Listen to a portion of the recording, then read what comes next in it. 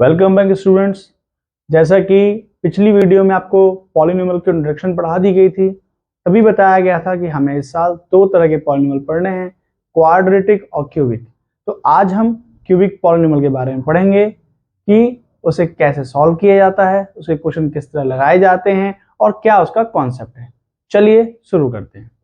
तो quadratic polynomial, जैसा कि सबको पता ही है, अगर हम क्वाड्रेटिक पॉलिनोमियल की बात करें तो एक ऐसा पॉलिनोमियल whose डिग्री इज 2, जिसकी डिग्री 2 होती है, उसे आप कहते हैं क्वाड्रेटिक पॉलिनोमियल। ठीक है, अब डिग्री 2 तो उसके हम सबसे पहले लिखेंगे जनरल फॉर्म। जनरल फॉर्म क्या होती है क्वाड्रेटिक की? वो होती है px इक्वल टू, px क्यों लिखते हैं? आप या तो पॉलिनोमियल कहिएगा या फंक्शन कहिएगा, तो px या fx लिखेंगे। px is equal to ax square plus bx plus c, जहां पर a b are coefficients of x square and x respectively, c is constant term and a is not equal to 0 और abc का nature that is real number. तो ये आपका description है आपके polynomial की जनरल फॉर्म का कि a क्या है, b क्या है, c क्या है। तो a और b कोफिशिएंट है, c कांस्टेंट है। अच्छा, कोफिशिएंट भी रिस्पेक्टिवली है, मतलब a x स्क्वायर का, b x का, c कांस्टेंट हो गया। अच्छा, a जीरो नहीं होगा, अगर a जीरो हो गया तो ये टर्म डिसॉल्व हो जाएगा, फिर ये bx प्लस c रह जाएगा जो कि लीनियर फॉर्म हो जाएगी और अपने क्वाड्रेटिक से बिखर जाएंगे, अलग हो जाएंगे। अच्छा, इस और a b c real number क्यों है? मतलब a और b और c की जगह, मतलब कोफिशिएंट और कांस्टेंट टर्म की जगह कोई भी नंबर हो सकता है, वेदर इट इज रेशनल और इरेशनल। चलिए आगे बढ़ते हैं। अब अगर आपके पास जितने डिग्री होती है उतने जीरोस होते हैं, ये बताया गया। सो इट्स जीरोस आर, अच्छा जीरोस होते क्या है? जीरोस होते हैं x की वो वैल्यूज जिनको पुट करके पॉलिनोमियल का आंसर जीरो लाया जा सके। तो इसके जीरोस क्या होंगे भाई? इसके जीरोस होंगे दो, जिनका नाम है इस साल alpha and beta. This one is called alpha and this one is called beta. जितने डिग्री होती है उतने जीरोस होते हैं। अच्छा, अब सबसे पहले हम इसका रिलेशन निकालेंगे, relation between zeros and coefficients of quadratic polynomial। मतलब अब हमारा एक नया टॉपिक शुरू होगा, आपको ना जीरोस के क्या निकालने हैं? रिलेशन जीरोस के किसके साथ? कोफिशिएंट्स के साथ। अब ये आपका पहला और इंपॉर्टेंट टॉपिक है। तो सबसे पहले हम ये दो जीरोस है ना, इनको कैसे शो करेंगे, इनके रिलेशन क्या होंगे, ये प्रॉपर एक डेरिवेशन से समझाएंगे। तो जैसे अपने पास पी एक्स इक्वल टू है A X square plus B X plus C, ठीक, and alpha and beta are zeros. ठीक है, तो इसका मतलब जो पी एक्स है ना, जो हम ये लिखते हैं पी एक्स, वो एक और तरीके से आ सकता है। कैसे आ सकता है? हम, क्योंकि ये जीरोस हैं। अच्छा, जीरोस किसकी वैल्यू होती है? देखिए यहां पर मैं सारे समझा देता हूं। जीरोस एक्स की वैल्यू, तो एक एक्स का आंसर है अल्फा, एक एक्स का आंसर है बीटा। इससे लाया जा सकता है एक फैक्टर एक्स माइनस अल्फा, और इससे लाया जा सकता है दूसरा फैक्टर जिसको हम लिखेंगे एक्स माइनस बीटा, जो कि आपको क्लास 9th में समझा दिया गया। तो जैसे इसके दो जीरोस हैं, that zeros may be convert into factors. ठीक, जैसे ये फैक्टर्स बन गए, तो जैसे आपके दो चीज का मल्टीप्लाई 6 है, तो उसके दो फैक्टर हैं 3 और 2, इनका वापस मल्टीप्लाई करेंगे तो कोई वह वापस हमें 6 मिल जाएगा, जैसे फंडामेंटल थ्योरम में समझाया गया था। वैसे ही आपको अगर इन दो फैक्टर्स का आप मल्टीप्लाई कीजिएगा तो आपको वापस से पॉलिनोमियल मिल जाएगा। तो ये आपका जो पॉलिनोमियल है ये कैसे बना है? ये बना है x minus alpha into X minus beta से। अच्छा, जो ये है वही है, हाँ जी, ये जो पॉलिनोमियल है जनरल फॉर्म में वो इसके मदद से बना है। तो फिर इसका मतलब ये दोनों आपस में क्या होंगे, इक्वल। हम इनको इक्वल कर देते हैं। तो A X square plus B X plus C is equal to K into X minus alpha और एक्स माइनस बीटा। अब आप मल्टीप्लाई कीजिए, तो ये तो के हो गया, मल्टीप्लाई करेंगे तो ये आ जाएगा x square minus alpha x minus beta x plus alpha beta, और आपका पॉलिनोमियल क्लोज हो गया। एक मिनट, बीटा एक्स है। अच्छा, अब इसको तो आप के लिख रहे हैं जैसे लिख रहे हैं, ये हो गया एक्स स्क्वायर, इसमें से कुछ कॉमन दिख रहा है, मुझे दिख रहा है, शायद आपको ना दिख रहा हो, तो माइनस का कॉमन ले लेंगे हम एक्स। तो एक्स को बाद में लिख लेते हैं जिससे लिखने का तरीका थोड़ा सा सिंपल हो जाए और आपको याद करने में आसानी हो। तो ये आपका पॉलिनोमियल बन गया, that is X square minus alpha plus beta into X plus alpha beta. और यहां आपका पॉलिनोमियल क्या है, A X square plus B X plus C. अब आप कहा क्या कीजिए, के का मल्टीप्लाई भी कर दिए इसी के अंदर, तो A X square plus B X plus C equal to K X square minus K alpha plus beta into X plus K alpha beta. ये आपका पॉलिनोमियल के मल्टीप्लाई होने के बाद ऐसे ओपन हो जाएगा। अच्छा, जैसे आप अगर कंपेयर करेंगे, अगर दो चीजें आपस में सेम ही हैं तो उनके सारे टर्म्स आपस में कंपेयर किए जा सकते हैं। इसमें कितने टर्म हैं, इसमें है 3 टर्म्स। कौन से हैं, पहला है ए एक्स स्क्वायर, दूसरा है बी एक्स, तीसरा है सी। अगर इधर देखें तो कितने टर्म्स हैं, 3, के एक्स स्क्वायर माइनस के into alpha plus beta into x और के इंटू एल्फा इंटू बीटा। तो आप क्या करेंगे, ऑन इक्वेटिंग, डायरेक्ट लिख सकते हैं ऑन इक्वेटिंग। अब आप एक एक करके कंपेयर कीजिए, तो ए एक्स स्क्वायर को के एक्स स्क्वायर से कंपेयर कीजिए। पहला कंपेयर कर रहा हूं मैं, A X square is equal to K X square. तो देखिए एक्स स्क्वायर कैंसिल हो जाएगा, ए इज इक्वल टू आ गया के, पहला आंसर आ गया आपके पास।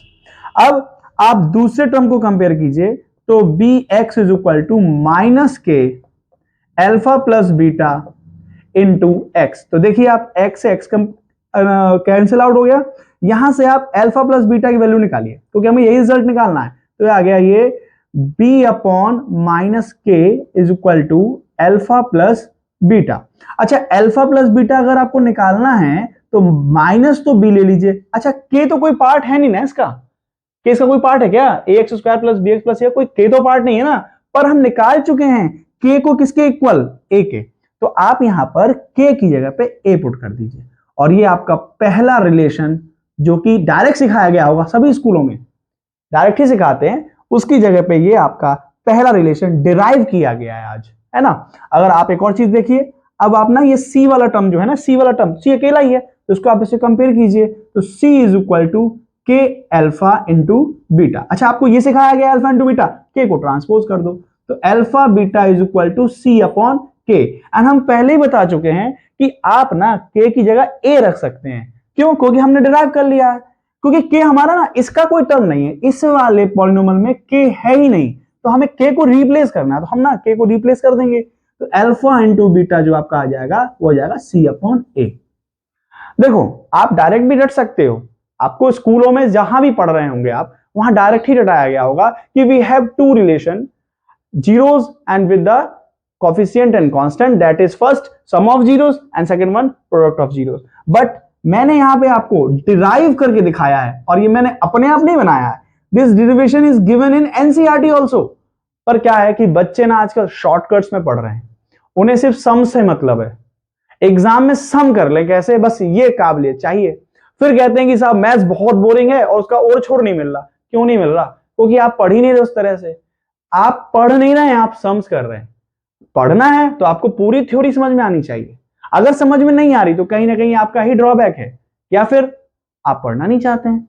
चलिए एक बार फिर से रिवाइज करते हैं क्या किया मैंने बताया कि क्वाड्रेटिक पॉलिनोमियल वो होता है जिसकी डिग्री होती है 2, ठीक है। जनरल फॉर्म क्या होती है, ये होती है P X is equal to A X square plus B X plus C. ये क्या है, ये इसका डिस्क्रिप्शन है।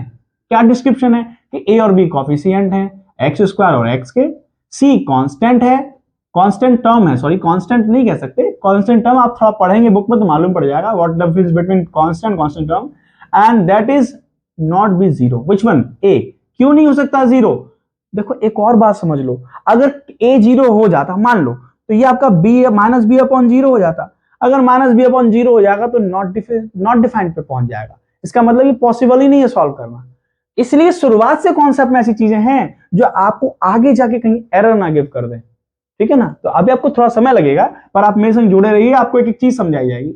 अच्छा, ए बी सी जो है ना, ये रियल नंबर है। रियल नंबर मतलब ये रेशनल हो सकता है, इरेशनल हो सकता है।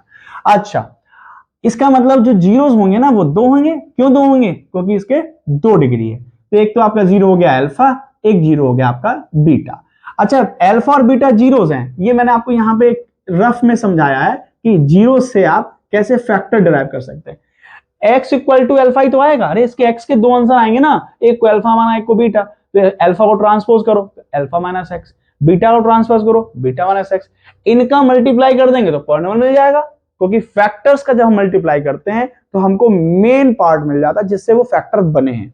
इससे ही तो ये दो फैक्टर बने या दो जीरोस बने हैं, तो उनको फैक्टर में कन्वर्ट कर लिया। अच्छा, इसके बाद पॉलिनोमियल अपने पास ये है जिसके अल्फा बीटा जीरोस है, ठीक, यही तो आपको बताया गया है। अच्छा, अब एक पॉलिनोमियल लाया जा सकता है कैसे? मल्टीप्लाई करके, फैक्टर्स का मल्टीप्लाई कर लिया। अच्छा, इसका मतलब ये वाला px और ये वाला px सेम ही तो है, क्योंकि ये भी क्वाड्रेटिक को शो कर रहा है, और यहाँ पे एक एक और जीरो का मल्टीप्लाई होगी, भी स्क्वायर बना के मतलब क्वाड्रेटिक ही बनेगा। इन दोनों को हमें कंपेयर करना है, तो इसको तो हमने एज इट इज लिख लिया, इसका मल्टीप्लाई करके स्टेप बाय स्टेप लिख लिया। इसके बाद हमने सबसे पहले कंपेयर किया, या हम इसको इक्वेटिंग भी कह सकते हैं, कंपैरिजन भी कह सकते हैं। पहले आपने पहले टर्म को पहले टर्म से कंपेयर किया, we get the value of a which is equal to k और value of k equal to a। अब यहां पे आपने x वाले टर्म को x वाले टर्म से कंपेयर किया है, और जैसे आपने कंपेयर किया तो x x कैंसिल आउट हो जाएगा। यहां से आप अल्फा प्लस बीटा, ये आपको पता होना चाहिए क्या आप शो करना है। शो करना है अल्फा प्लस बीटा, वो हमने निकाल लिया b अपॉन माइनस के, और भैया k को बदल लो क्योंकि k इसका रिस्पॉन्सिव पार्ट नहीं है, तो k को बदल लिया हमने a से। ऐसे ही अल्फा इंटू बीटा, जो कि आप निकाल सकते हैं तीसरे टर्म कांस्टेंट टर्म को कंपेयर करके। यहां से हमने k की वैल्यू नहीं निकाल के अल्फा और बीटा की वैल्यू निकाली है मल्टीप्लाई में, क्योंकि हमको यही चाहिए प्रोडक्ट ऑफ जीरो। तो यहां आपका हो गया c अपॉन के, तो alpha into beta c upon a हो गया, क्योंकि k को हम फिर रिप्लेस कर लेंगे। तो इस तरह से आप क्वाड्रेटिक पॉलिनोमियल के वेरिफिकेशन को करते हुए जो आपके दो रिजल्ट आते हैं, एक होता है सम ऑफ जीरोस, एक होता है प्रोडक्ट ऑफ जीरोस, को निकाल भी सकते हैं, डिराइव भी कर सकते हैं, जिससे कॉन्सेप्ट आपको और डेप्थ में समझ में आएगा। चलिए अब इसके दूसरे पार्ट को देखते हैं। तो बच्चों, कॉन्सेप्ट वन क्या था जो अभी हमने डिराइव किया है? That is sum of zeros, sum of zeros, that is minus coefficient of x upon coefficient of X square. जैसे हम लिख सकते हैं alpha plus beta, that is minus B upon A. दूसरा अपने पास क्या था? प्रोडक्ट ऑफ जीरोस, जो कि है constant term, constant divisible by coefficient of X square, जो कि आ जाएगा alpha into beta, that is C upon A. ये आपके कॉन्सेप्ट बन चुके हैं। अब कॉन्सेप्ट नंबर 2 क्या होगा इसमें? अब आपको ना कॉन्सेप्ट नंबर 2 में पता करना है कि अगर आपको अल्फा बीटा गिवन है, तो हम यहां पे स्टेप पूरा टॉपिक लिख देते हैं, to find a quadratic polynomial if alpha and beta are given. अगर आपको अल्फा बीटा की रिलेशन या सिर्फ अल्फा बीटा गिवन हो, तो आप कैसे एक क्वाड्रेटिक पॉलिनोमियल फाइंड कर सकते हैं।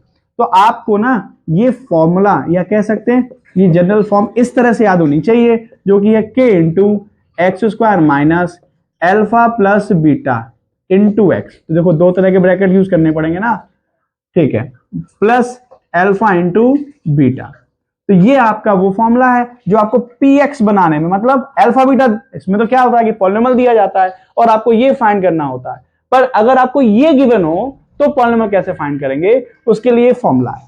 जिनको फॉर्मूले में साइन में दिक्कत होती है, कई बच्चों को फॉर्मूला याद होता है but they are very confusing using sign, कि भाई प्लस कब आएगा, माइनस कब आएगा, इसमें सारे प्लस के तो है नहीं, सारे माइनस के भी नहीं है। बहुत सिंपल है।